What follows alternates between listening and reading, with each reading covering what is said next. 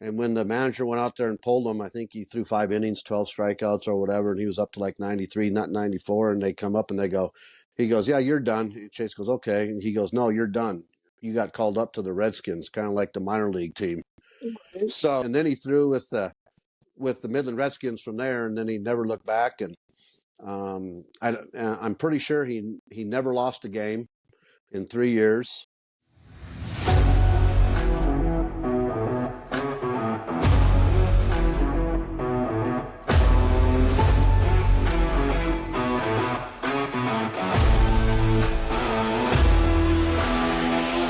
Welcome to Varsity Pulse Radio, fans. I'm your host, Travis Johnson, and today we have a special and unique guest.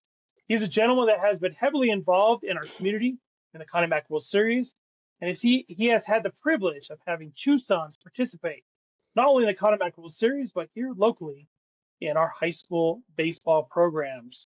So welcome to the show, Mr. Chad Silseth. How you doing, buddy? I'm doing good. Thanks for having me. I've been watching a few of your podcasts, and I think you do a pretty good job. So just happy to add to the people who've already been on here. Awesome, man. Thank you so much for taking the time. There's been some lengthy ones, but some good information out there as well. And, well, you have some more information. So before we get too deep into it, Chad, would you introduce yourself, kind of tell us a little bit about how your involvement is in, we'll just start with the Connie Mack World Series and we'll build upon that. Well, kind of to go back when I was here, I started coaching Cody's team when he was younger. And I really didn't plan on coaching. I kind of started out, dropping them off, watching the things, watching practice. And after going there a couple times, I'm like, if I got to be here, I might as well be out there coaching because I could add a lot more that I thought to what the coaches were already coaching. So I kind of jumped in there and then took off with Cody. He had a great team growing up. The Shiloh McCall, Shane Woodson, Colton Sanchez's, they were all part of his group. And then eventually kids from PV and Farmington, I coached all the way up to, I think they were about 15 or 16 years old. And then eventually that team did go into the Connie Mack. But I was involved in the Connie Mack at first under Kurt Shipley. We were doing the press box and stuff. And then came down the road where I guess there were different priorities when it comes to hosting and just being involved in your kids' life and stuff like that. Still go to the games, still have a good times. We hosted Midland, I think, for about 18 out of 20 years or 19 out of 20 years. Wow. Got to be really good friends with the coaches for whatever reason. They had me over to the hotel and stuff. Got a chance to really meet all the coaches. Got a chance to know Papa Joe personally. Actually got a funny story that I can tell about him to show what kind of guy he is. But start off with that, and then that just grew, and got to see both my boys play, which is kind of a different aspect. Cody was involved in the local team or the host team, and then Chase, of course, had the great opportunity to go play for the Midland Redskins, which was probably one of the best baseball decisions that he's ever made in his entire life. And what granted him, and again, we'll discuss that with the recruiting process and kind of how that all came to be. But in a nutshell, that's kind of my viewpoint with the Connie Mack and how baseball started. I coached at PV for 9 or 10 years, first under Coach Laughlin. He saw how I coached that lookout team and asked me to be involved. And then Mike took over, I think, the 3rd year, and I coached up there with that crew for a while, and then got a chance to finish up watching Cody up at University of Utah his senior year, and then watch Chase grow, and that was quite a whirlwind for those couple years with recruiting and traveling and all that kind of stuff. So I've seen it all from baseball point of view, from being a parent to a coach to watching your kids play at the highest level, and still pinch myself with that process. And Chase is still in the process now. Had a little tough year this year, but he's 100% healthy, and I think he's got a little chip on his shoulder when he heads into spring training. Well, we could dive into that a little bit later. Your oldest son, Cody, he played for Strike Zone, I believe, in 2013. Is that correct? He played in Strike Zone 2011 and 2012. 11. Okay, and, I was 1 year off. Yep. And then I'm obviously biased, but, I moved here in 1998, really didn't get involved right away. After living here, understood the history, and I've talked to, people like yourself, and I think Rick Simmons, and, just people in the past that have had some good teams and stuff. But, one of the best teams, again, I'm biased, was that Strike Zone team from 2010, 11, 12. You had the McCaslins and the Lovatos and Shiloh and Shane and Colton and Cody, and then we brought kids from Campbell and Fraley over from Farmington, and then a couple of the Durango guys, and I think it was 2011. They won their first two games. Played Midland. Actually, we were hosting kids, so that was kind of weird. That when I don't think anyone talked the day of the game. I think everyone kind of stood in their corner at the house because it was kind of the winners' game because whoever who won that game was the undefeated team, and strike zone team had them. I think there was a 2-1 or 3-2 in the fifth or sixth, and ended up losing like by one run on kind of some goofy plays and stuff like that. Ended up getting beat the next game, but that was one of the better teams that I've ever seen here. As you can see with those kids, they went on to really good things, not only at the college level, but then at the pro level. So it was a pretty good run, but I think that was, not saying that was the last year Farmington was good, but there certainly hasn't been too many teams past that class or group of kids that have really, done very well. That's why I kind of, it's kind of frustrating, from the outside looking in as someone who's been involved, in the community with where Connie Mac is going and not having a host team, because I understand wanting a competitive team and it hasn't been there, but there are ways of getting there. Mm-hmm. And it's really going to, I think, really hurt the community that the host team is gone. Yeah, we'll dive into that a little bit more too. But so that team and the 2011 and 2012 team, man, you're right. They had some stellar players on both sides of the PV, Farmington, Durango. But I have to admit, though, since probably 2015, there hasn't been that group of players come through here collectively. Now you'll have your onesies and twosies, but you won't have an entire team looking as good as that one. I would say I can't remember a team being that competitive and that good physically on the field, off the field. I mean, good gosh, you look at McCaslin, he looked like he should have been defensive end. Guy was huge, but he was an athlete and he Yep. knew how to play the game. And I remember him hitting a ball. I coached for Aztec for during 2 of those years or 3 of those years. He hit a ball. I still don't think it's quite landed yet. I think it landed in, of course, Justice Park across the road. And I was like, good gosh, man, there's a way to get this guy out. I just don't know how to do it yet. We figured out later how to get him out. But God, that guy was so good, competitive. Dominic, another one. I mean, so many of those kids. Cody, good. I mean, the whole lineup. Gosh, it was like, I feel like it was like facing the 2023 Atlanta Braves. Every one of those players can hit a home run. Every one of those players were solid. In saying that, I feel like since about 2015, that has kind of just sloughed off. Again, there are some of those players, but not collectively as a community. We're having these good, really outstanding players come out and play in the World Series. So I think we're getting there, and we're gonna touch on that a little bit later, but we're gonna leave it right there. But we're gonna talk about Chase. So Chase is the one of 2 players in Kinetic World Series history to win 3 World Series on the same team. There's actually 3. Okay. There's actually 3. There was 2 pitchers on the Midland team. There was Dylan Peters and Dylan Howard. Yep. Came the same one, and then Chase would be the third one. Okay. But Dylan Peters stayed with us, so we got to know him, and then he went on to play pro ball as well. But there's only 3 of them, so there is 3. Tomato. But there is 3, and right. I think it was the years. Well, it would have been like, when did Midland win 3 in a row? Like 9, 10, 11, I think, or something like that. I think it was 9, 10, 11, and then I think 16, 17, 18. I think it was because 19. No, it was 17, 18, 19 because Chase came back, yep. And then Chase 20 was COVID. Yep. That was, and then they were worried. They were trying to go for a 4-peat, and then ended up not winning the 2021 one. But So anyways, crazy. Thank you for correcting me on that. I'm going off of old records, and I don't remember coming across. No, I'm glad you corrected me because I want to know those things as well. So Chase was in a very particular and very awesome situation in the sense of, you guys kept kids for the Midland Redskins, like you said, for 18 to 20 years. You do develop that relationship with the coaches. Do you feel like that had a positive impact of him getting into the Midland Redskins organization? Or do they look at him and saying, good gosh, Chase is tearing it up in the New Mexico on the mound, is leading in so many categories, strikeouts. He's a stellar pitcher. we want to use this kid anyways, no matter if we know them or not. Does that make sense what I'm asking? Yeah. So just to give a history, and people who've listened to you guys in Connie Mac, Chase was the bat boy at 4 years old, sat on Papa Joe's lap, went all the way up till he was a bat boy until he was about 12.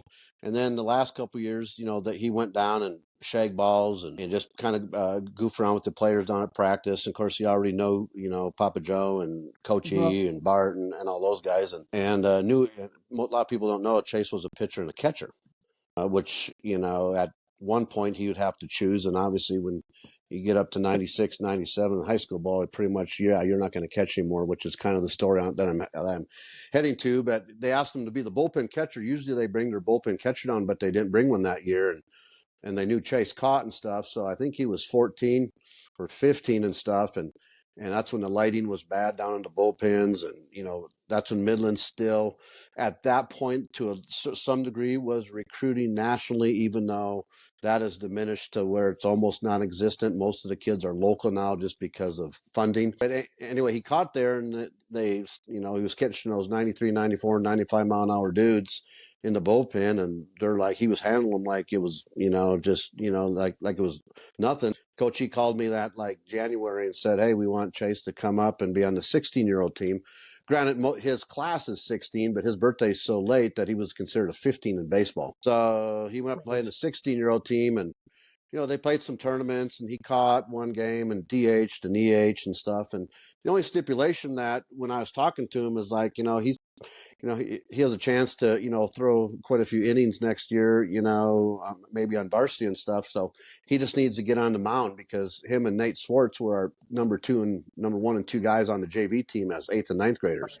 So, so we were going into that. I said, that's the only stipulation. He doesn't have to start. He doesn't have to do whatever, just like he needs innings. And I think he went out the first game, and the first game he pitched was about his 4th or 5th game there. And he just dominated. And when they pulled him off the game, they basically said, yeah, you're not going to catch anymore. So basically it was a PO and a DH the rest of the summer, because they didn't want to do the pitching catching out there and stuff like that. So that's how that started. And then, he had a good year. He left at 15 for the summer, and, he never had a real summer. Like a lot of kids go to Navajo and they go this and that, but, he went to Midland four summers in a row. And like I said, that was hard. And as he got older, it was harder because relationships and buddies and all and stuff like that. And then he got invited back to the next year, which was after his junior year, and which was quite funny. And I'll head on more on the recruiting side. But his junior year, he was only 16 again in baseball terms. So he got, when he asked him to go up, he was on the 17-year-old team. Now he just pitched one of the best years, from PV as a junior. And I think he was first team All-State, him, Mitchell Parker, and that other kid from La Cueva. And then, the Rogers kid from Carlsbad, who was a first-round pick. In fact, him and Chase, junior year, senior year, Rogers threw a no-hitter against us. And I think Carlsbad beat us 1-0, which is kind of another kind of funny recruiting story that we can go into there. But he went up there as a 16-year-old, then on the 17-year-old team, threw one game for him. And when the manager went out there and pulled him, I think he threw 5 innings, 12 strikeouts or whatever, and he was up to like 93, not 94. And they come up and he goes, yeah, you're done. Chase goes, okay. And he goes, no, you're done. You got called up to the Redskins, kind of like the minor league team. So, and then he threw with the Midland Redskins from there, and then he never looked back. And I'm pretty sure he never lost a game in 3 years. They kind of gave him some of the not the cupcake teams, but some of the other teams that they'd play first, and he got invited to the area code games. So we told Midland that he's got to leave, to go to the area code tryouts, which was 120 degrees down in Phoenix. And he, with his name being an S at the end of the alphabet, we waited 5 hours for him to throw against like 4 batters. Oh, and wow. It was crazy. And then when he flew back, they were playing in that East Cobb tournament, and then he threw against Hmm. East Cobb Yankees, and I think it was a 1-1 game. He threw 7 innings, 1-1 game, ended up playing 9. He got pulled after 7, then they lost 2-1, and I think that's when Midland said, you know what, I think we got something here. And then the rest was history, and then he got called up the next few years. After senior year, he stayed home for about a month and played with 4C and played with his buddies a little bit. And Midland said, yeah, there's no hurry, senior year, and I think he went up there about the weekend before 4th of July. And then he pitched like 3-4 weeks there, and then he came back down here his senior year. And then when he went to Tennessee, things just wasn't a fit.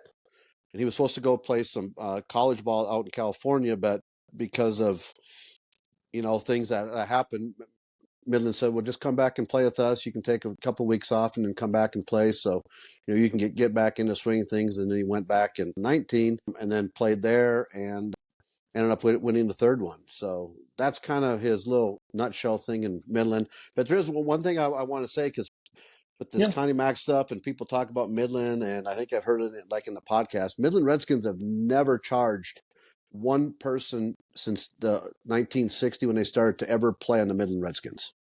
Okay. No one has ever been charged to play on that team. Still hasn't, even though they don't have that big money that Papa Joe used to have. But that's one thing that I want to tell people is that Midland has never charged $1 for kids to play. For him to play on that, gain experience and stuff like that, it was obviously great opportunity. Hey, Varsity Pulse fam, loving the podcast. Let's keep the momentum going. Drop a comment and share your thoughts. We want to hear from you. Hit that like button if you're enjoying the show. And don't forget to share this episode with your friends. Spread the word. Follow us so you never miss an update. You make this possible. Let's grow this community together. This is Varsity Pulse Radio, where we talk baseball and talk Connie Mack World Series all year long. Absolutely. And I think I did cover it in my podcast. I don't think I ever mentioned that they charged, because I didn't think they did, but I never could find anything that said otherwise. I think the assumption was always there. I'm guilty of that assumption, because you're like, well, how are these players getting here? How are they going to afford it? But it's an organization, and running through that podcast and learning about the Redskins on a deeper level, you find out real quick that it's way more than baseball. They want these kids to be ready for the next level, whatever that next level is. That's college or pro or whatever. And they choose kids based on who they are, character, integrity, hard work, are they athletic, and I learned a lot in that process. And gosh, I have so much respect for that organization more than ever, honestly, because I did that research and learn more about them instead of just having that 5,000-foot view of the New York Yankees of the Connie Mack World Series. Either you love them or you hate them, and that'll always be the case. But usually you don't like the Yankees because they're the teams that are winning. That's why people have a hard time with them, because they're winning so often. Well, the last few years, they've been a little more, there's been a lot more competition.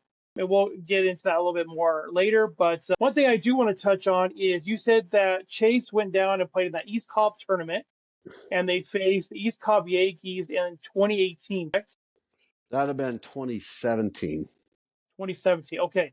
Because I think their last year in the World Series was 2018. And they haven't come back since. So I was just curious on how that all tied together. But he still faced them. That was back in the day. That was back in the day when. So after Papa Joe died, and they set up some funding and stuff, because back in the day, that budget was crazy for the 18U and 16U team. That's when they went all over, and they would bring in the Hosmers from Florida, you know what I mean, and just kind of all over. But as the years have gone on, and the money, kind of like slowly went away, and I mean they're still a great organization now, but they're more local now. They don't go out like they used to. They still bring in good quality players because the draw is so good. So as far as that's concerned, that's what they do now. But yeah, I mean the history there, like Papa Joe, I'll tell you just a couple stories about him, is he invited us to go up to the Bengals and the Eagles game. The year before he asked us to go, and we didn't go. And Papa Joe stepped off the bus, gave my wife a hug, gave me a hug, shook my hand, and said, I see you didn't make it to a football game this last year. And I'm like, no, we didn't make it. And he's like, I normally don't ask twice. And I was like, oh my All goodness, right. I'll guess. And then we end up going up there for a game. So that's kind of a funny story about him. But the true thing about that man there, and Chase, again, to this day, there's a few things that he wishes that he'd have in a baseball career. Is he always wished Papa Joe, when he'd sit by him when he was 8, 9, 10 years old, said, you're going to play for me one day. And Papa Joe passed away a few years before Chase had a chance to.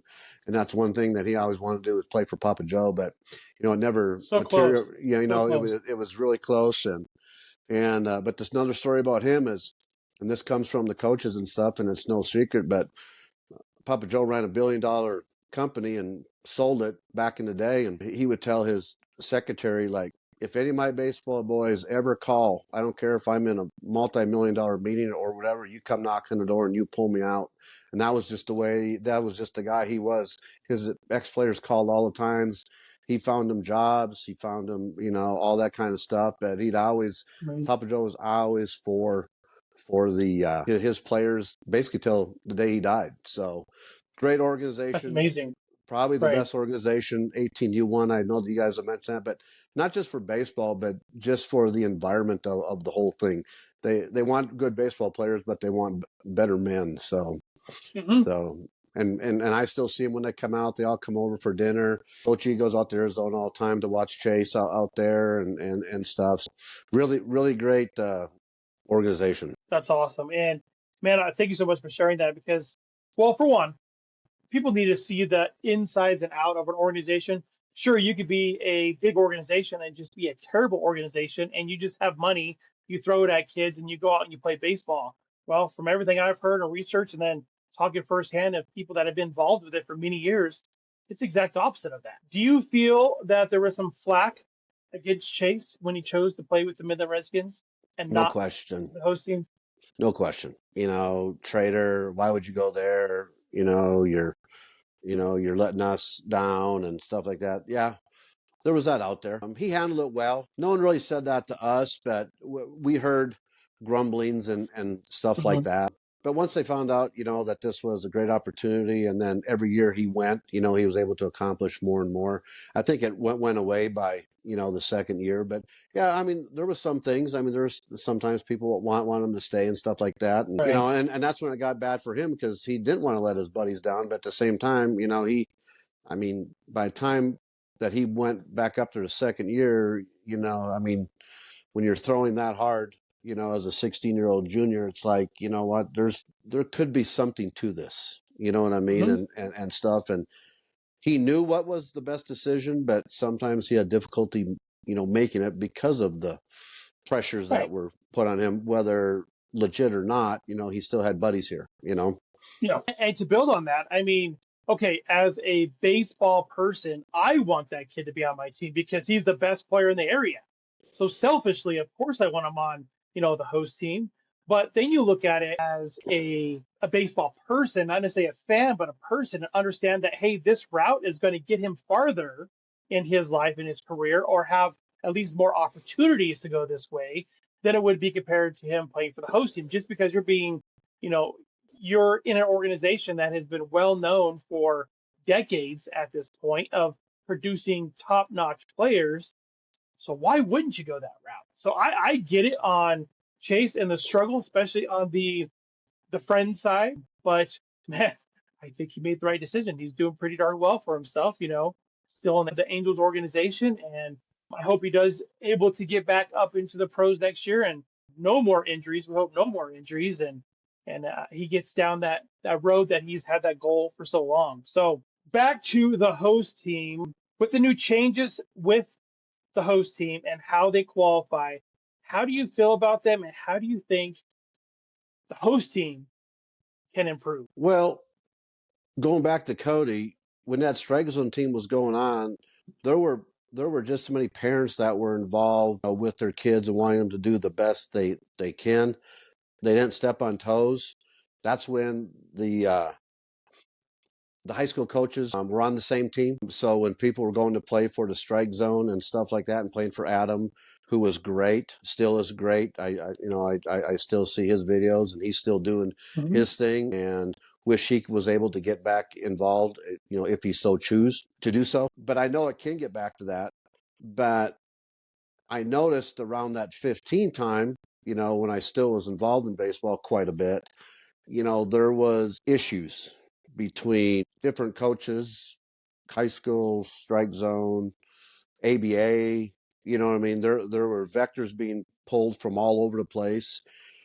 Strike zone ABA got to be, pretty good friends, if you will, after the Justin Solomon, when he diagnosed with Yep. cancer, and he's doing great. Mhm. I still see him once in a while. So, but that really started a pretty good marriage with Farmington and Albuquerque baseball. But then some issues came up for whatever reason. And after that, the high school teams didn't play together.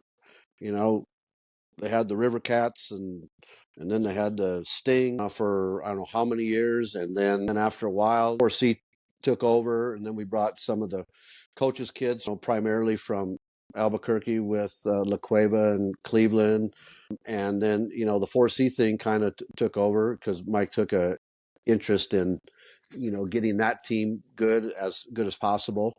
Which, when you look on some of those rosters, the Pineda kids, he's playing minor league ball, and Pigford went on, Swartz went on, and then you got the Crowleys and the Wolferts, and you know what I mean, and stuff like that. So, I mean, there was a pretty good brand of baseball. You know what I mean? It's just, I think when the transition with Connie Mack going, I know I think it was Chase's first year. You may know more than this, but what was the 2 years that they had the pool play where you had to win your pool to get into the Connie Mack tournament, which I thought that was one of the craziest things that they've ever done, because you're talking pool play and you're throwing your Midland's coming out with their Vanderbilt guy number one, and I don't know where the number two guy went. And I think Chase was like the number three guy. You know what I mean? When it came to Yeah. that year, you know what I mean. So so when you're that was kind of pretty crazy when when that was going on, because you had to throw your guns, and then it got rid of it and Right. stuff, and then they changed that to where just pool play, like to rank them and stuff. So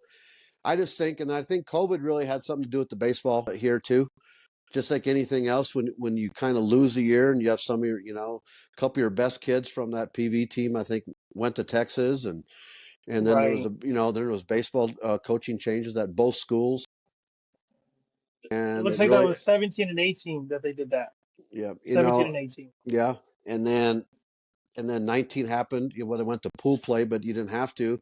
That's where they lost East Cobb, and some of those guys are like, why are we going to pay out Yep. there and go stay at a hotel for 3 or 4 or 5 nights and then go to the host family? Right. It costs enough money to get their way it is. When East Cobb can play in their backyard and have 300 scouts there at the Perfect Game Mhm. facility or the East Cobb facility, and everyone goes there. You know what I mean? Yep. So they're like, why are we going to pay Mhm. that much to come out here?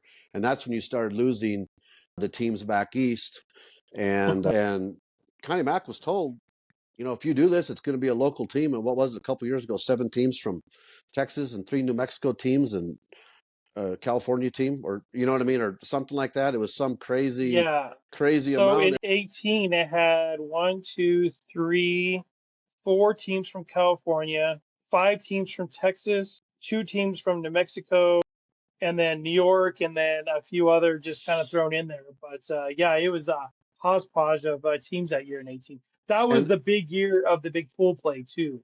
yeah, so I think, and maybe a long answer to a short question, but I mean, I think that's when the start of the Connie Mack went down locally, is when all the better kids in the area did not get on one team. I think the Hmm. Connie Mack League then, I mean, I remember playing Mickey Mantle with Cody's team when he was like 15, and then Hmm. you had the McCauslands and the Morenos in the older team that was coached by Scott Rose, and then you had another PV team that was coached by the Shea guy, and then Bloomfield had that team that won state tournament. Well, when they were 15, 16, that was the Mickey Mantle team, and then Aztec that's when I think Trotter was coaching there, and they had Hmm. their salty team there, and that was the Mickey Mantle League was dang near better than what the Connie Mack teams have It been the really last few was. years, Yep. because it was just crazy. And then those teams, went up to the strike zone with Cody and all those guys. But, you had the Natanis, and, I mean, Durango had a great team. Even Cortez put a pretty good team together, and they joined with some people. So it was really good. All those good, around that 15, 16, all the good players dispersed, and high school coaches, they run their programs the way they're going to run it.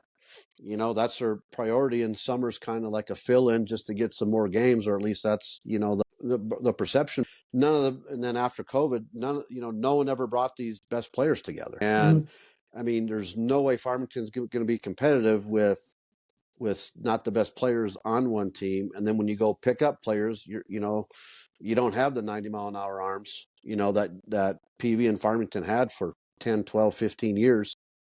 Right. I mean, you don't have that now. I mean, and so I don't know if I don't say the baseball is, not as good or whatever, because I'm not, it's different times, like saying who's better, Jordan or LeBron James, you know what I mean? Just right now, baseball doesn't seem to be as competitive as it was. And if you don't have the best kids on one team, then you're not going to be successful here, Right. So, but at the same token, the host team, I think, deserves to be there. These kids grow up, Farmington puts it on. The fans still to this day, the number one pack thing, it's not the championship game that draws the most. It's when the host team plays. And the fans get wild. And I mean, even, they've lost and stuff like that, but that's when people come out to play. You have the people in Farmington that are paying big money to host all these players. And, it's not about, sometimes it's not about the winning.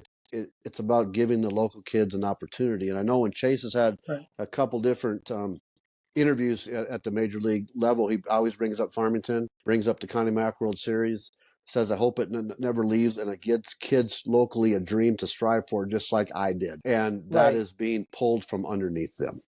Realistically, Agreed. Not saying that the host team can't win, but I'm telling you right now, the way the ABA set up and Coach Campos down there and the way that he has it, the 17s and 18s are going to dominate that qualifier. Yeah, right. I think you're right. I mean, they're going to win 9 out of 10. The one year there may be an anomaly if something happens or whatever have you. But I mean, that's what it's going to be. And yeah, you pick up the 6 Farmington kids, but I mean, are they really going to play? You know what I mean? So, and I think that's bad for the community. I think it's bad for the tournament. I know Midland enjoys playing the host team. They've never taken it as a win. You know what I mean? But they like playing in front of people. You know what I mean? And people, you get the fans. And they want the host team to do well. I talk to Coach E about once a month, and when it comes around Connie Mack time, how's the host team? And this and that, and I just say, well, there's this and that, and whatever have you. And I just think I don't think it's right. I think you could have a host team, and then I think if you did a New Mexico qualifier, I think you could do that, and you would do just as good as if you had the host in one other team. Right. So.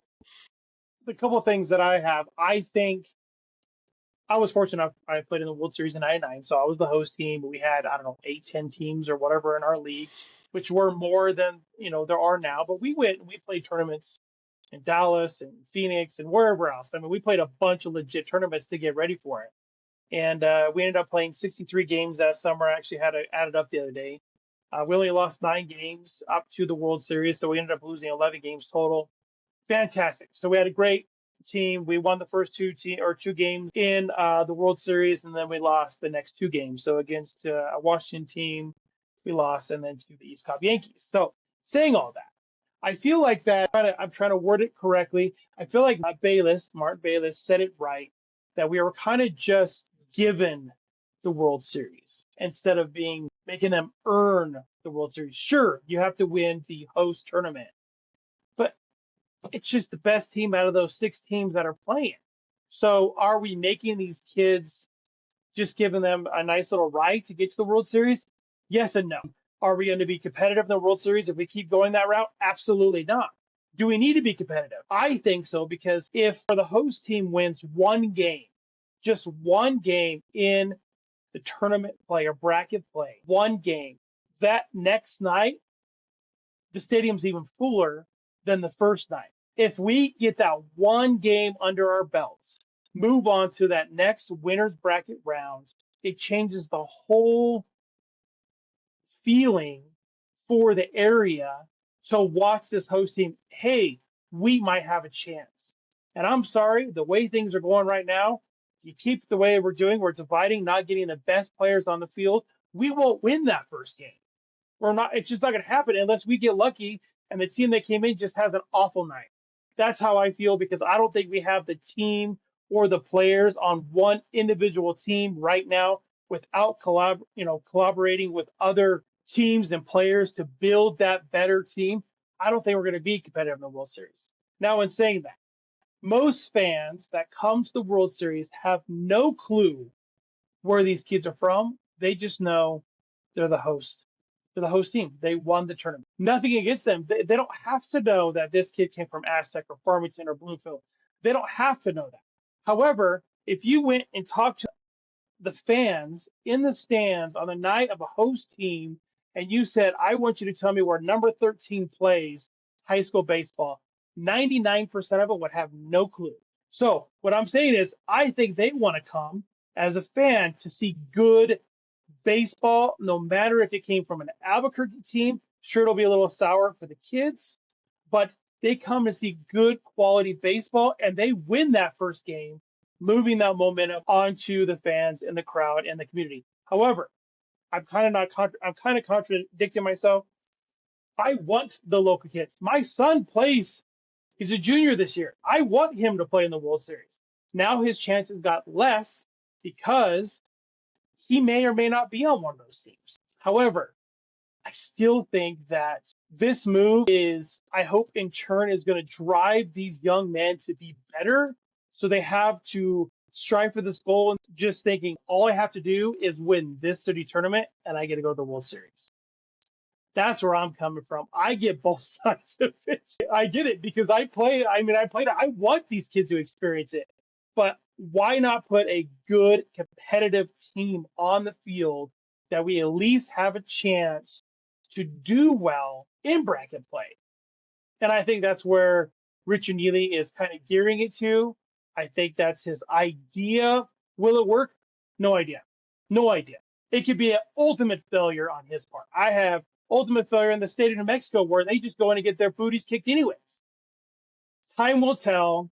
However, I hope this lights a fire under these young men's heinies and saying, you know what, my goal is to play in the Connie Mack World Series. I have to work harder so I can ensure my opportunity to get to play in the Connie Mack World Series. Yeah, What do you think about that? And I'm not saying that what they're doing is wrong. I think they're doing wrong to the kids in the community that strive there. You can say handouts and you can say that, they didn't earn it or whatever. Back in the day when there was, so back in the day, you could only pick like 3 kids, be on your Willie Mays team or 6 kids, I think, or what, you know what I mean? And stuff. Once it became, travel ball and all the stuff, that's where all the stuff really started to, crescendo up and stuff. So now you don't have competitive leagues, possibly down in the lower ones. You're traveling way earlier now than kids ever have. The Connie Mack League that you played in and the one that Cody played in and the ones that I watched in between you and whatever like this, the Connie Mack tournament, Connie Mack teams were pretty dang good that were local. Mm-hmm. You know what I mean? Mm-hmm. When they were split up. Since that 15 and stuff, it just hasn't been competitive. I mean, you can look at the high school seasons and Farmington and PV were winning state championships. Bloomfield was state championship with the Hoyas, and Aztec got better. But the high school teams aren't winning like they used to. You know what I mean? No. I know they're playing in the big schools, but the first year of the big schools, Farmington stayed down when PV got bumped up to the big schools in 17. Right. Chase first year as a junior, that's when we played the big schools. I mean, we made the semifinals, and then last year we made the finals. And I think the next year, they still had, the Swartzes and the Wolferts and the Crowleys and stuff like that. And, I think they made the semis then too. And then COVID hit. And then ever since then, I don't think PV is, they really haven't done much. And I don't think really Farmington has done much and stuff. So you can see locally that it's just not quite where Farmington baseball used to be. And I feel bad saying that, but I mean, that's what it is right now. So, I mean, but that's even more so that you got to get the best players on one team, to go out there and play. So, absolutely. But I can see both ways. But what's the message you're trying to tell the community? No, we're not going to have you're not going to host team, but we need 90 people, foster families, to host everybody for the tournament that's Farmington that no longer has a host team. Yeah, that's another huge Does that make dynamic sense? that it's going to be. Absolutely. And I thought about the moment that happened. I'm like, all right, so the host team comes from, I don't know, say Albuquerque, just because it's an Yeah. ABA team. I'm like, all right, well, they don't live here, and they probably don't have 26 family members that live here, or 24. They're going to have host families too. So now we're hosting the host families, and it's a whole other dynamic. I know. It'll be interesting what's going to happen over the next year, next couple of years. We'll see how long ABC decides to keep this the direction they want for the World Series. There will be flack next year. I think a lot of people may have heard or read the articles saying, oh, this is what's going to happen. Until it actually teams show up and play in this qualifier, they're going to make, oh, this is real. It's going to be an eye-opening experience for a lot of the fans being like, hey, we better win this because this has been our tournament since 1965, and now it's kind of handed off to whomever is willing to come in and play this. And in New Mexico, of course, I see what he's trying to do. Gosh, we could beat a dead horse with this all day, man. There's not a right or a wrong. There's not a right or a wrong. I think it puts a pit or a bad feeling in your stomach that this is the direction that they went. Then also, I look on the other side of like, this is a great opportunity for these kids to get better. And this might have been this little push to get them to that next level where they just been holding on for so long. Like, hey, I'm good. I'm playing on varsity. My thing's good. Well, now you got to get better because your dream is to play in the World Series. Well, right now you ain't good enough to play in the World Series. So let's pick it up and let's move on and see if we can change those things. Well, it's going to take, but it's going to take way more than just say, hey, you got to work harder, you got to do better. I mean, you're going against. Yeah, I mean, you're going against. And again, I'm not, and I'll get into that later too. But you're going against ABA, who's a machine right now, developing players from pitching to hitting. Yep.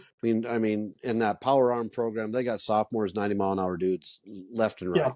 I mean, and we're behind the 8 ball. Yeah, and there's no training up here that's even touching that. Right. But Chase did that training when he was a junior in high school. He worked under Tim Campos when he was a junior, and he still is in contact with Tim Campos. In fact, I talked to Chase today. They're still in conversations that Tim still helps him out and still kind of does some work with him. You know what I mean? On the side, that still helps him. That's how big a ally he has. But I mean, so you can say, "Oh, we got to get better," and this will make you better. It's more than that. It will. I think it is. I think it will make it better, but it's not going to be next year, and it's probably not even be the year after that. It's going to be 3 or 4 years down the road because you're now just starting to develop the kids, and ABA has a 4, 5, 6 year head start on these kids. Man, it's going to be interesting. Let's talk about the recruitment side of things. So, as you mentioned earlier, Chad was fortunate enough to play for the Midland Redskins. There was a story behind it. There was a history behind it. But not every kid, not every young baseball player has those same opportunities in the sense of being plugged into like an organization like the Midland Redskins. Tell me about the players around here that they want to go to the next level. They want to go play college baseball. What's their road for them, and what do they need to look out for moving forward? Well, I'm just going to use my 2 sons because that's who I was part of the recruiting process with. My older son, Cody, played with the ABA. He played at PV, and then he went down to the ABA. All he did was play tournaments. Woodson played with them, Shiloh played with them, Cody played with them. And for example, they'd go down to the fall classics, junior, senior fall classics down in Phoenix with them. Alex Bregman would be playing shortstop for 2 innings, and Cody would be playing second base for 2 innings. Then the 3rd inning, Cody would play shortstop for 2 innings, and Alex Bregman would play second base for 2 innings. And then we'd take Alex Bregman out to Oregano's to go eat pizza. So that's all kind of those terms. So, but when Cody was down there, there's 2 stories about him. He had no offers going into his senior year. You're in New Mexico. You're nose to nose with the best teams in the Connie Mack World Series. They went to the East Cobb tournament and won a couple games against some high-powered teams. They went to the Coach Bob using wood bats, and everyone else is using aluminum bats, and we're winning. We go 4-1 or 5-0 or 5-1 against the best teams out west. We're using wood bats because that's when they went to wood bat was his senior year. So he goes to the fall classic and he's out. He was always the one that was the shortstop. He was the first one out on the field when the third out was. Third out, he was the first one in the dugout. That's how he got noticed. Was going to go to Campbellsville, NA High School in Kentucky. Shane Woodson actually went there, and Cody was completely fine going there. Got a good scholarship. Then in the state tournament, that's when Alex Bregman and Shiloh were getting scouted to get for the MLB draft. And this goes to the kids. Probably the biggest lesson that you could possibly tell a kid is this.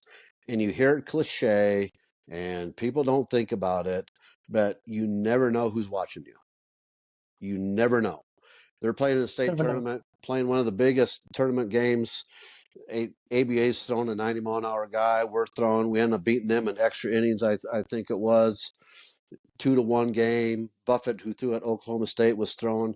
There were scouts there watching, and Cody banged a couple off the wall and made a couple run-through plays. I think he made a diving play and whatever have you.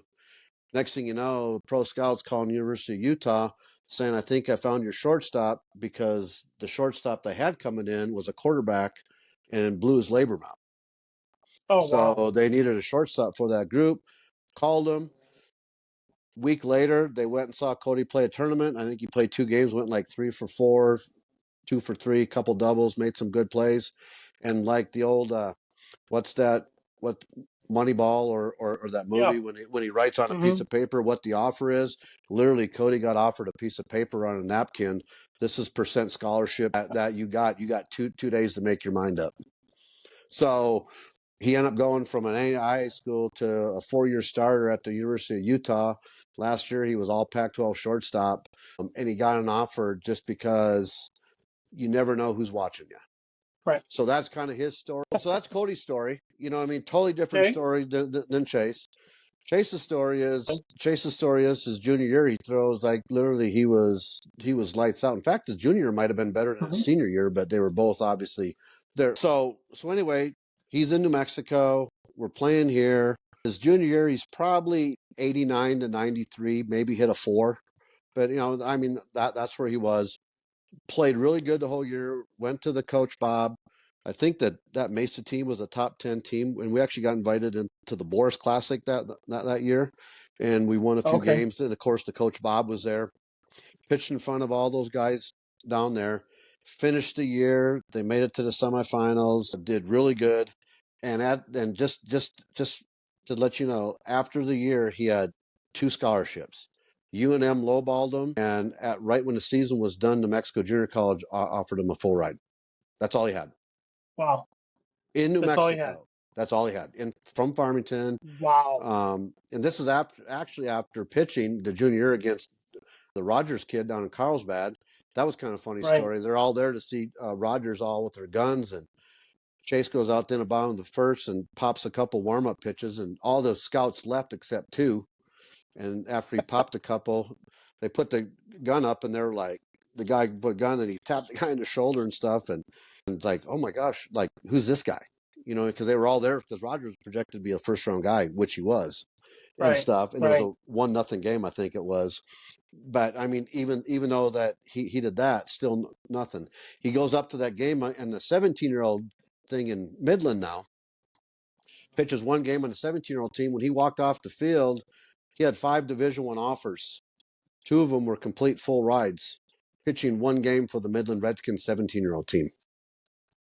Just to give you an idea about the recruiting that you don't get seen in New Mexico. You know, you come off one of the best years. Location.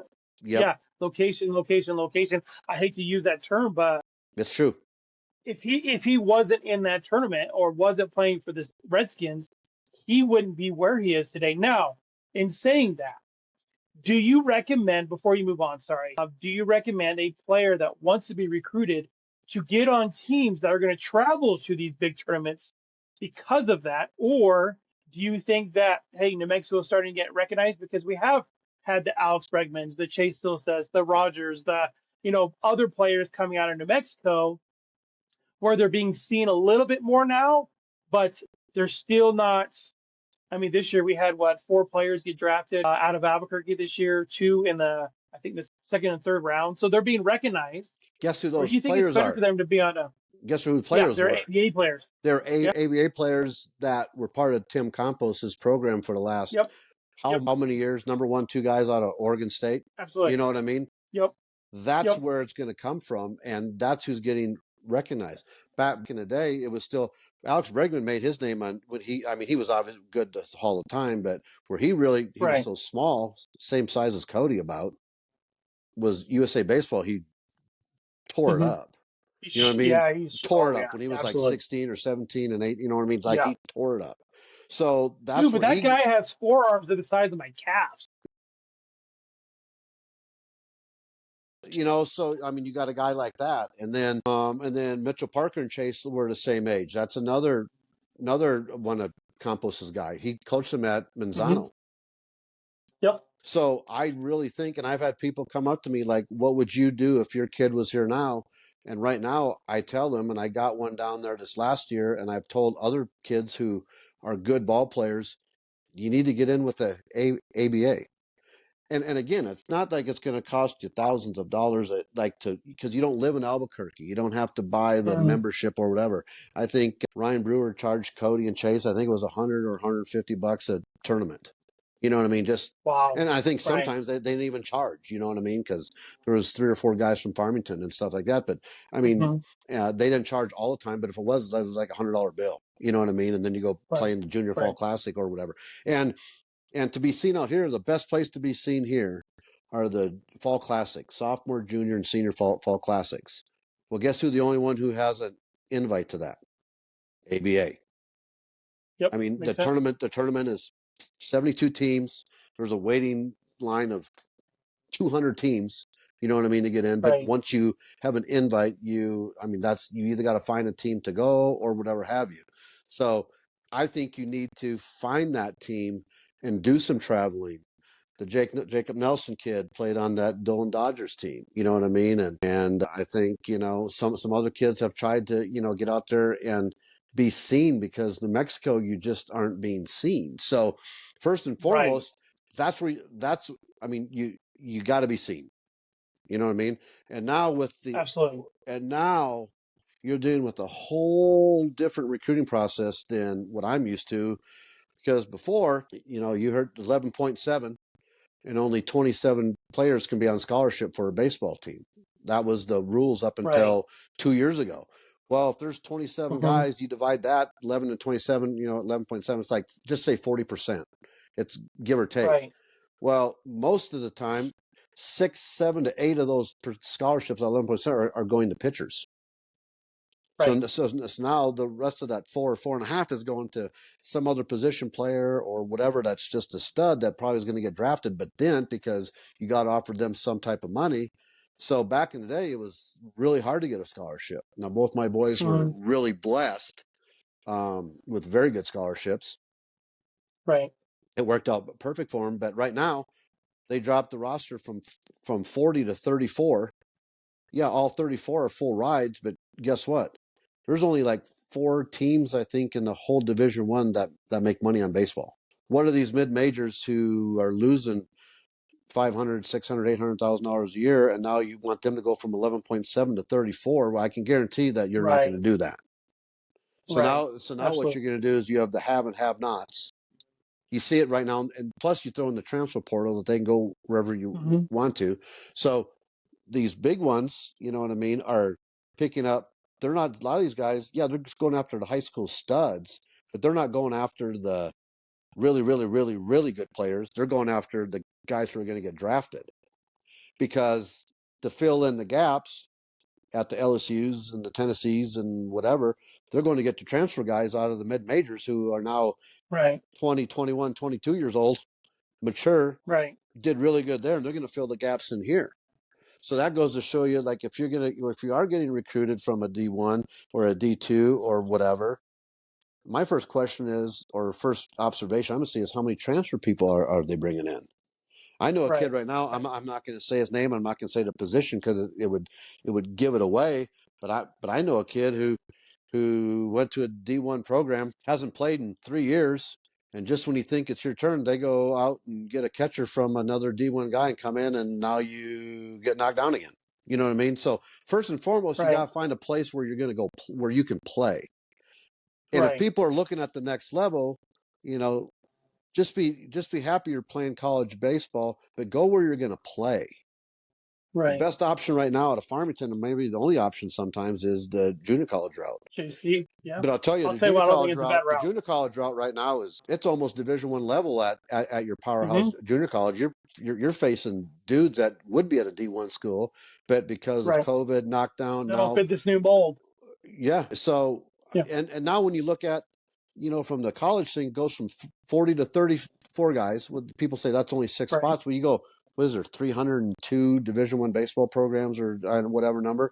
But I mean, that's a lot. That's, you know, 300 times 6, that's 1,800 kids that are not playing Division I baseball this coming year that would be on a roster.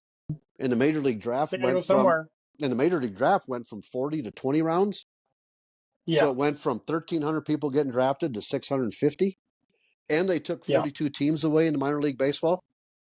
And there's 30 players per team. So that's 1,300 less people playing Major League Baseball than 3 or 4 years ago. I mean, everything is getting condensed. Like, if you go play baseball and you can play at the next level, you better take whatever level you can get. And you better have a plus tool or two. And the only way to do that is to get out in front of the best competition. And the only way you can do that is get on a team that's notarized. For example, the Midland Redskins, if you're in the Midland Redskins and you go down to Jupiter or Fort Myers or whatever, you know, the fall tournaments are, you don't have to people don't even have to know your name. They just come watch the Midland Redskins because they know they're going to be good, and they're going to watch the team play, and they're going to be like, holy cow, who's that second baseman? You know what I mean? So when you go to a good organization that plays and you are playing and you do good things, then that's how you're going to be seen. If you're relying on high school baseball now to be seen, I showed you an example of Chase. I mean, it's just not there. I mean, you've got to be. Especially in New Mexico. Yep. So you need to get out. You need to go someplace you're going to play. JUCO is the way to go. My boys never really got into. Cody went to the Baylor camp because he was getting looked at by them and had a good experience. Ended up not going there, but you know, a lot of people pay a lot of money to go to these camps. My boys, you know, really didn't have to do that. But I don't know how good those are either. You know what I mean? Because that's how the assistant coaches used to get paid. You know what I mean? That because they didn't get paid the third assistant. Now they do, but they still bring in another guy to do camps. You know what I mean? You know, to try and make up some of that money. So the whole baseball from the major leagues to the college D1 down to the JUCOs, and JUCOs, they can do 24 full rides with food and stuff like that. You know what I mean? And there's enough, you know, JUCOs around here in Texas and whatever have you, and Arizona, that if you are good, you know, you can get some phone calls from some people that know who to call, which I've already called some people with previous players that I know from here and who I've seen play to get in places, because those coaches still call me and say, hey, do you got anybody up there? You know what I mean? So I'm still reaching out, and I've placed a couple of kids, and where they go, they do really well, and they like it. You know what I mean? So you got to get out and play in front of someone, and that means you got to get on a team that's going to get recognized. So you're talking about the Doolins Dodgers earlier. Great organization, same thing. I'm sorry, nothing's ever compared to the Redskins or DBAT. Really, DBAT is one of those other really big organizations. But the Doolins Dodgers are right there.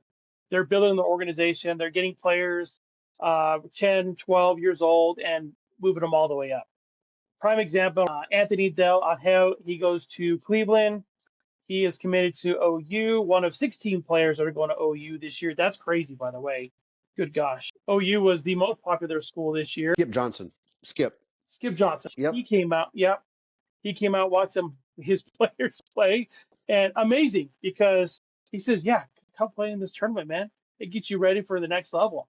I'm looking at Doolins Dodgers roster right now. They have 1, 2, 3, 4, 5 players just on the Dodgers going to OU. So the reason why I bring up Anthony, he plays, he's from Albuquerque, of course, played at Rio Rancho, played for Cleveland. But every summer since he was 12 years old, his dad flew him out to Dallas area for the Doolin Dodgers program. He stayed out there with family, and he's been playing with that organization since he was 12 years old. Well, guess Perfect. what? He got recruited. Yeah, absolutely. He's being recruited. I guarantee you because of that. Now, that takes him out of the whole ABA thing, but the Doolin Dodgers were already ahead of ABA. ABA's behind, the Doolin Dodgers or DBAT or, of course, Midland Redskins because they've been doing it from the 70s. But his family made that sacrifice for him to go out. He says, man, it's been tough. I haven't seen my kid for most summers for the last, you know, 7, 8 years because he's out there playing Yep. ball with them. Well, look where he's going. He's achieving his dreams. He's going to where he wants, and he got recruited by OU, and now he's playing for OU this coming fall. So, in saying that, Chad, I feel like that we as a community are going to have to encourage these parents, these players, to look outside the box, go into these big tournaments that you can, but you got to be competitive and you work your tail off in those tournaments. Sure, Yep. you may go 0 for 4, but if you hit the ball really hard 4 times, you get noticed. If you bust your butt down the line, you get noticed. If you, just like you were saying about Cody, hustle it in and out of the dugout, those little things go a long ways, and they're looking for that kid that is above approach on so many different levels, not only the baseball side, but if he's working this hard on the field, when he's being watched, he's also working that hard off the field. Yeah. So, collectively, by putting those together, you're going to find this diamond in the rough. And Chase is not a diamond in the rough, but really it came down to He that kind of because, was. I mean, he kind of was. I mean, to a certain yeah, extent, until he went somewhere. yeah. And he Yep. was because you were in New Mexico. What, you have JC and UNM, and UNM's probably throwing him a couple $100, say, yeah, Yep. come play here. I'm sorry, I would never go play UNM for a million reasons why. And I highly recommend any player that comes out of this area leave New Mexico if you're going to play baseball. New Yep. Mexico is not the place to be to play baseball. Go to Arizona, like you said, those JCs, all the 100 JCs in Texas. I played JC, El Paso Community College down in, of course, El Paso. It was the best decision I ever made because I had to grow up. We had legit competition. Of course, this was the early 2000s, and we were nationally ranked the year I was there. Coach and I, we saw eye to eye, but he says, you're not going to start next year because of this. So I led the team in batting average. Anyways, long story short, I transferred, and I went to New Mexico Highlands and finished up my career in New Mexico Highlands. And if you can make it to college and play ball, go play ball because you never know when that, like you said earlier, that scout comes out and sees you on this team that has won 3 games, but you're the best player on the field on both teams because you just happen to give yourself a chance and an opportunity. Well, I'll just tell you what. Right now, too, with the transfer portal, if you're good enough, I don't care if you're NAIA, JUCO, Division III. Chase played with the guy at Arizona that was D3 that just kind of came into his own. Transferred there when he was there. He was a 97, 99 mile an hour guy, and before that, he wasn't really anything at all. But he just filled out, lifted weights, got strong Right. at the D3. If you're good enough to play, you know what I mean, college baseball, Mm-hmm. go play where you're going to play and not sit. Absolutely. The D1 thing, if just because you go say you went D1 but you sit, that's not fun. To his point. You know what I No. mean? But if you're good enough at the next level and you want to get drafted and you're good enough, then they will find you. I mean, they will find you. And with the transfer portal, if you're a stud at D2, those mid majors or whatever, they're going to look for you to come into a D1 program. You know what I mean? It's an open, it's open. Then forget about even bringing up the NIL. That's a whole another realm that. Don't want to go down that road. Yeah. I don't want to I go mean, down I mean, you throw no, that with it's the, too much. you know what I mean? But that you can transfer and stuff. So, but you got to find a fit, and you got to go to a place where you can play. Right. And that's the bottom line.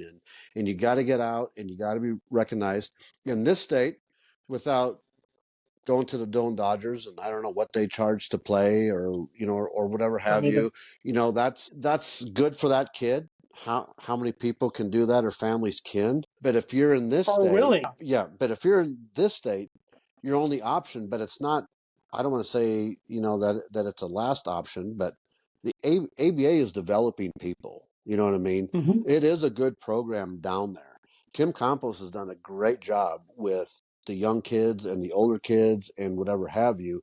He's done a very good job. So that's my recommendation is try to go play for someone that gets out and travels and You're gets going to play. noticed, and try Yep. and get involved with the ABA. Not saying you got to even do the summer thing with them, but to go to the tryouts or go try and figure out if you can get on their fall schedule, because they go to Mm-hmm. tournaments that other teams can't even go to. And the Right. best one in the West Coast is in Phoenix, the Fall Classics.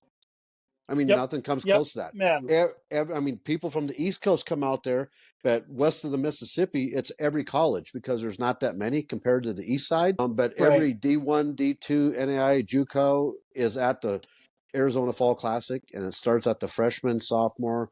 They get eyes on these people, and that's where you're going to get recognized. And if you're from Farmington and you want to go somewhere.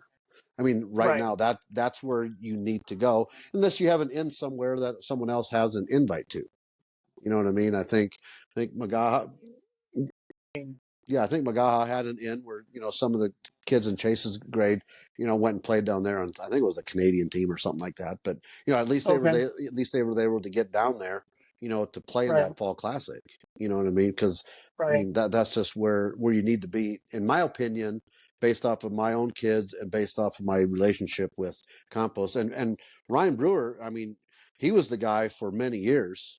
In fact, I know he got way more phone calls about Chase in high school than anybody else. I mean, if you're going to call someone in New Mexico, you called Ryan Brewer. You know what I mean? Right. If Ryan Brewer knew Right. who you were and you played for him, he can go out and say, "Yeah, I know this guy. He did this, and he played for me, and he's a great kid. He's got a great attitude, or whatever. Whatever he can say." He got way more phone calls than probably anybody else. What do you say for the social media side of things is trying to grow, and I think PG, Perfect Game, and I think Five Tool are doing it, a lot of it where it's just video. It's just basically it's on repeat. Everything's on repeat, and they're getting their kids out there, these young players out there via social media. Do you feel like that's an avenue for some kids, or do you feel like being in person? I think being in person is still the best, but if you don't have those opportunities to go play in these bigger tournaments, what do you think about the social media side of things? Well, I mean, Cody didn't have that option because it really Right. wasn't that big back then. Chase the Perfect Game was getting to be pretty big. Some coaches, Mm-hmm. say, "Oh, that's a waste of money." Well, if you're in New Mexico, sometimes it's not a waste of money because you need to get compared to, and they have the guns and the running and all that. I mean, you should compare yourself to where other people are. So if you go Right. down there and you do well, and again, that goes back to the tools. Mm-hmm. You need a plus tool to play college baseball. You know what I Right. mean? I mean, if you throw 95 miles an hour, that's a pretty good tool to have. You know what I mean? Right. If you can hit, if you're fast, you know what I mean? So you have to have tools. So you have to get measured across to some people. And the Perfect Game it was good at a certain point to. Now, do you have to go to every single one of them and you get invited to these all-stars and all that kind of stuff? I think that's kind of pushing it because at some point it is a money grab. But there are some of Okay. those that Yep. have the Perfect Game, where you're not going to play games. You get, you're on Team Orange, but you get all the metrics done, and you play like 3 or 4 games, and they take video you and whatever have you. I think the big one now is around here is the 5 tool. You know what I mean? Mm-hmm. Which Ryan Yep. Brewer's involved in. I think he's a part owner. So the 5 tool does that, kind of stuff too. I Mm-hmm. think they're good if you have a plus tool to show, like, hey, look who I am and look where I'm from. You know what I Right. mean? Can you know what I mean? But if you don't have a plus tool and you just go in there to try and get your kids, to be in Perfect Game See. to be seen, then I think it's probably a waste of money.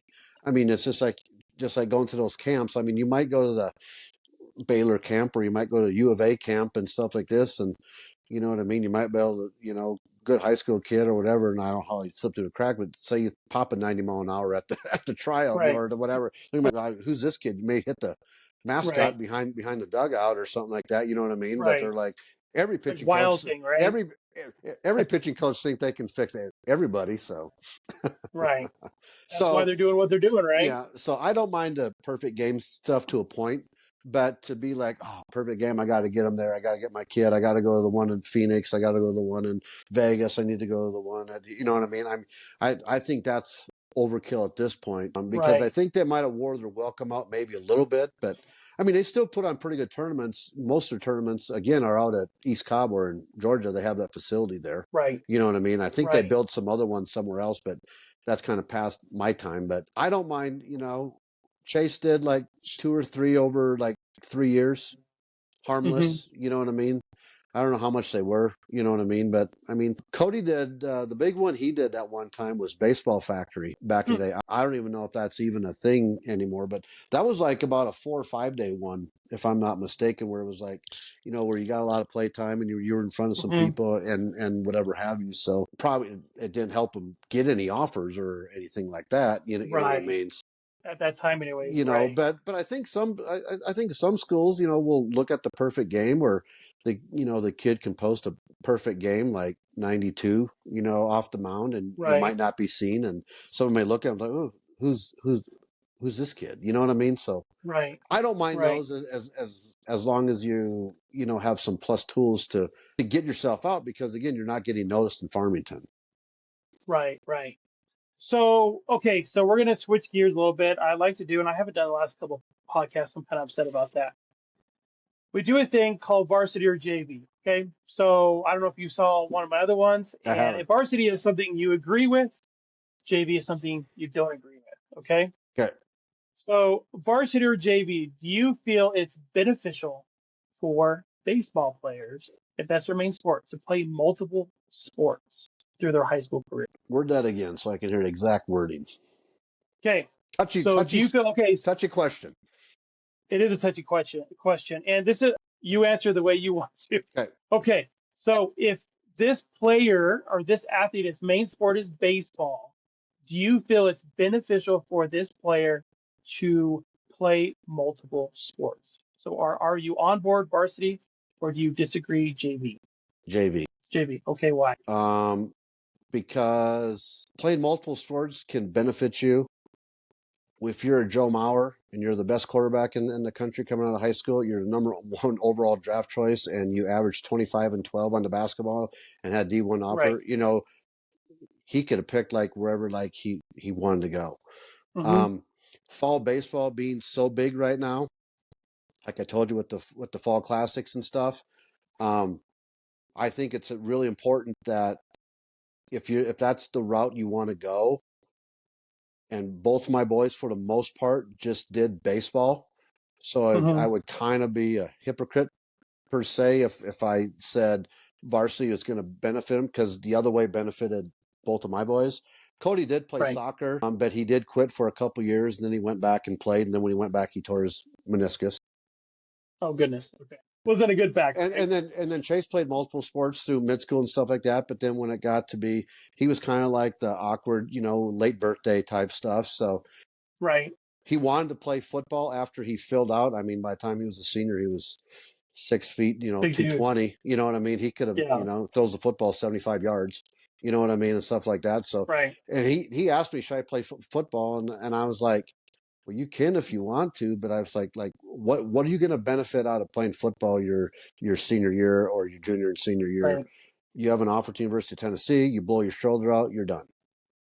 You're done. I know, like, and I understand, and he misses it. Like he said, maybe I should have or whatever, but he doesn't regret it. He just, Right. he like, he liked it, but you know, so my kids benefited focusing on baseball.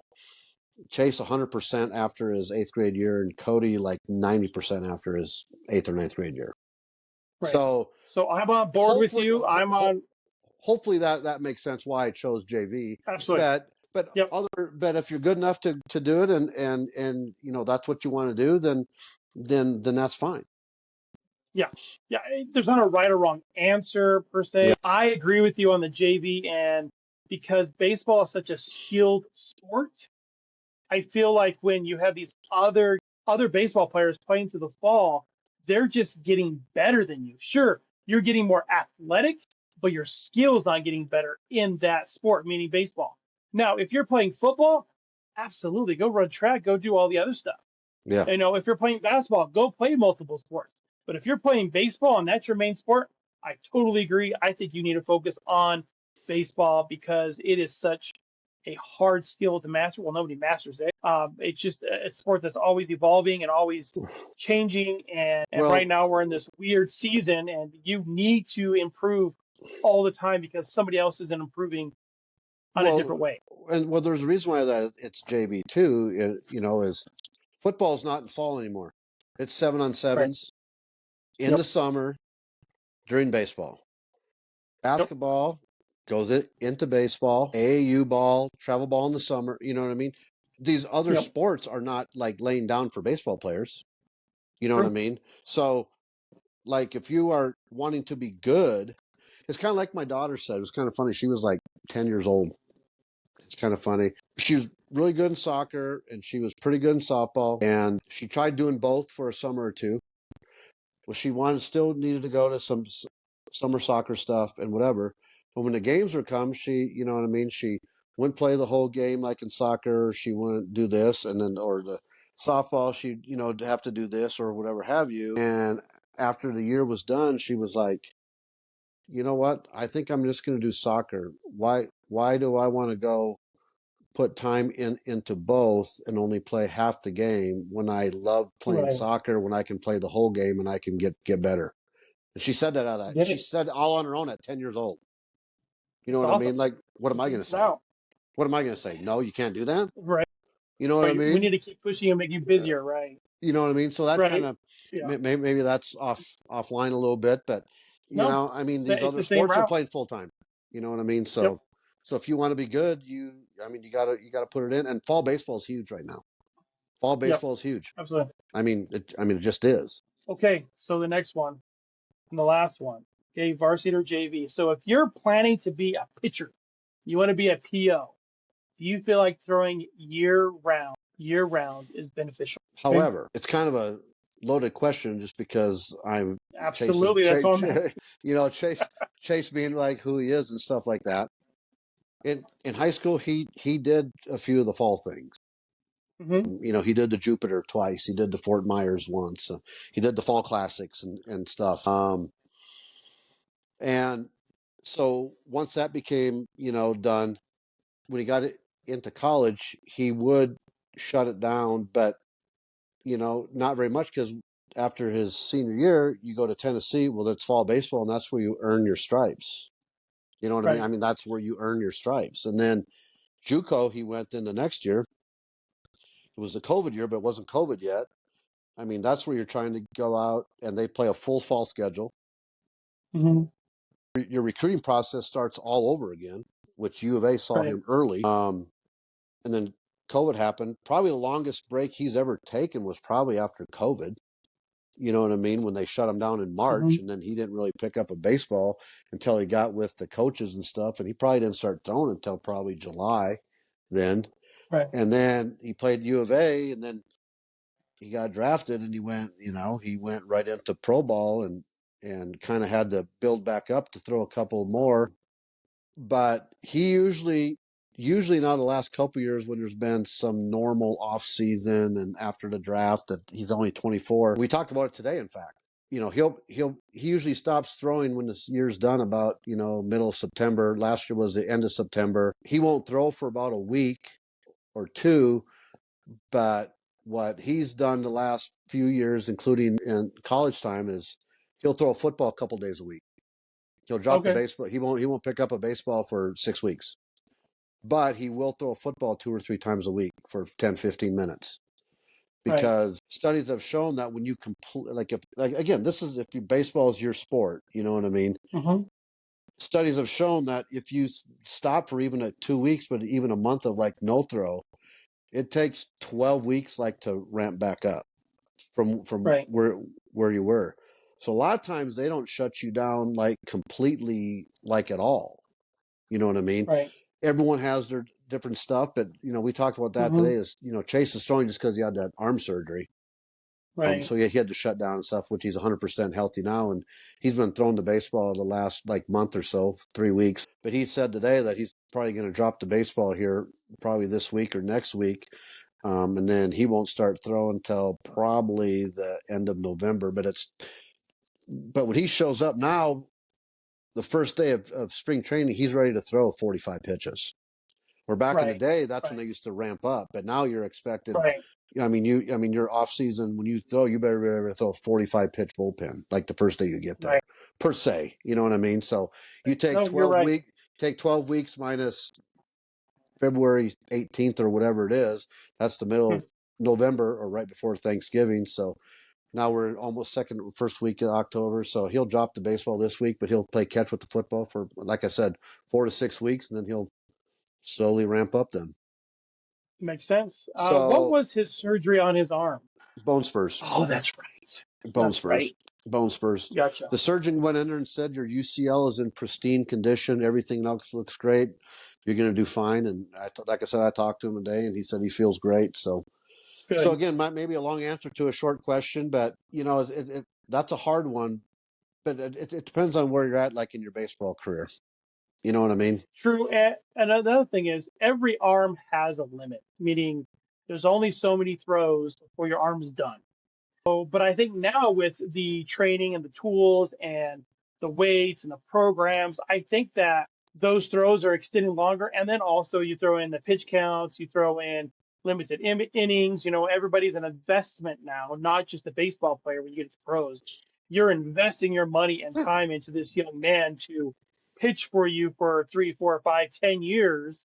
So you want to make sure that that longevity is going to keep him being at that high competitive level.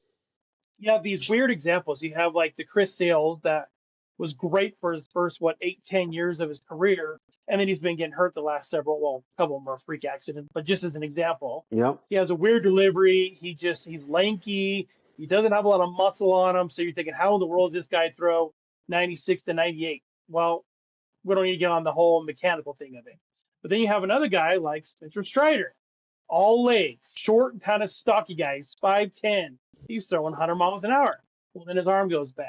Well, he did everything he knew right to not allow his arm to get hurt again.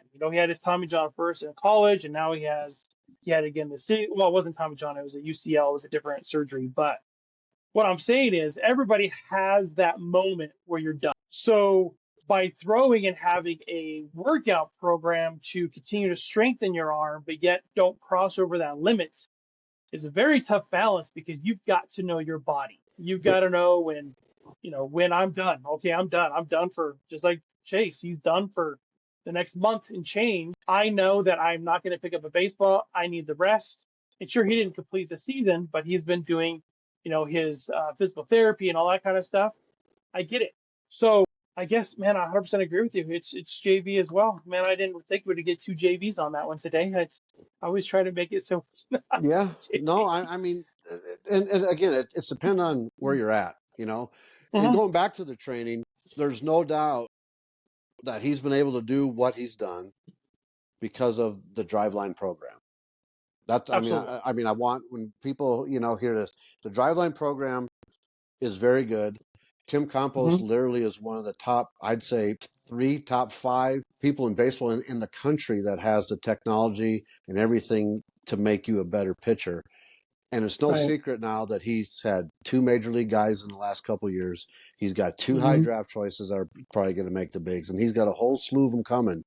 You know what I mean, down there, and he's been working with him since the junior year. The weighted ball program is very good. They got drive lines all over the place. Some people think it's taboo. Some people have put a bad name on it, throughout the country and even in this town, which I 100% disagree with. But maybe that'll change someday. Maybe it'll come up here at some point or whatever have you. But the workouts and stuff, I want to make sure about, just kids hearing this and stuff. The weighted ball program is very good if it's done right. And you talk to the people out there, but like you said, there's no golden recipe for pitchers. Right. You know what I mean? There's not. You do what you do. You do the strengthening stuff, and if you do stuff right, most of the time it works out. But you can do everything right and still blow your arm out. Absolutely. Dominic Moreno, there's no doubt he would have been a big league pitcher if he went to blowing his arm out. You know what I mean? There's no doubt And in my mind that it just happens. yep, he reached that limit of his body. It was only allowing him to throw that many times, And he worked and out you like could a do all of. madman. And he worked out like a madman. Absolutely, he did. Yep, So, and he didn't do anything wrong. nope. It is what it is. Then you get like the guys like Charlie Martin that's been pitching for 22 years, and he's only Yep. had one arm injury, and you just never know. So, Chad, Yep. man, I appreciate you taking the time today to, well, talk about baseball, talk about recruiting, talk about how your sons got to where they're at. Chase is still on his journey, on how things have changed so quick for an athlete. People are always watching, and man, I really appreciate your time coming in and talking with me today. Yeah, it was a good time. Thanks for having me, and look forward to watching your other podcasts.